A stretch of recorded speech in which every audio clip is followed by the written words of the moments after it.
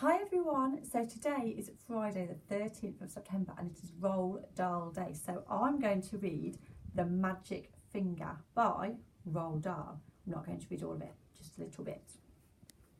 The farm next to ours is owned by Mr. and Mrs. Gregg. The Greggs have two children, both of them boys. Their names are Philip and William. Sometimes I go to their farm and play with them. I'm a girl and I'm 8 years old. Philip is also 8 years old. William is 3 years older. He is 10.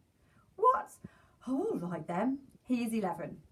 Last week, something very funny happened to the Gregg family and I'm going to tell you about it as best I can. Now, one thing that Mr. Gregg and his two boys loved to do more than anything else was to go hunting. Every Saturday morning, they would take their guns and go off into the woods and look for animals and birds to shoot. Even Philip, who was only 8 years old, had a gun of his own. I can't stand hunting. I just can't stand it. It doesn't seem right to me that men and boys should kill animals just for fun. So I used to try and stop Philip and William from doing it. Every time I went over to their farm, I would do my best to talk them out of it, but they only laughed at me. I even said something about it once to Mr. Gregg, but he just walked on past me as if I wasn't there. Then, one Saturday morning, I saw Philip and William coming out of the woods with their father, and they were carrying a lovely young deer. This made me so cross that I started shouting at them. I see there's a picture of them carrying the deer.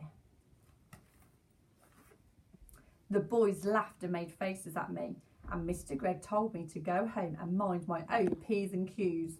Well, that did it. I saw red.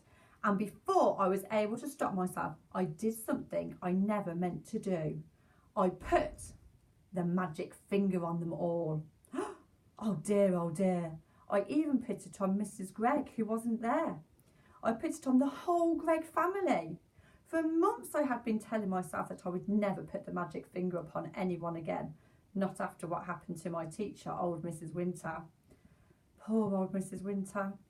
One day we were in class and she was teaching us spelling. Stand up, she said to me, and spell cat. That's an easy one, I said. K-A-T. You stupid little girl, said Mrs. Winter. I'm not a stupid little girl, I cried. I'm a very nice little girl. Go and stand in the corner, Mrs. Winter said. Then I got cross and I saw red and I put up the magic finger. And Mrs. Winter, good and strong, and almost at once, guess what? Whiskers began to grow out of her face. Long black whiskers. Just like the ones you see in a cat, only much bigger. And how fast they grew. Before we had time to think, they were out to her ears. Of course, the whole class started screaming with laughter. And then Mrs. Winter said, will you be so kind as to tell me what you find so madly funny, all of you? And then she turned around to write something on the blackboard and we saw she'd grown a tail as well. It was a huge bushy tail. I cannot begin to tell you what happened after that, but if any of you are wondering whether Mrs. Winters is all right now, the answer is no, and she never will be again. The magic finger is something I've been able to do all my life. I can't tell you just how I do it because I don't know even myself. But it always happens when I get cross and when I see red. Then I get very, very hot all over. The tip of my forefinger on my right hand begins to tingle most terribly. And suddenly a sort of flash comes out of me, a quick flash like something electric. It jumps out and touches the person who made me cross. And after the magic finger is upon him or her, things start to happen. If you want to find out what happens next, go to your local library and get out the magic finger.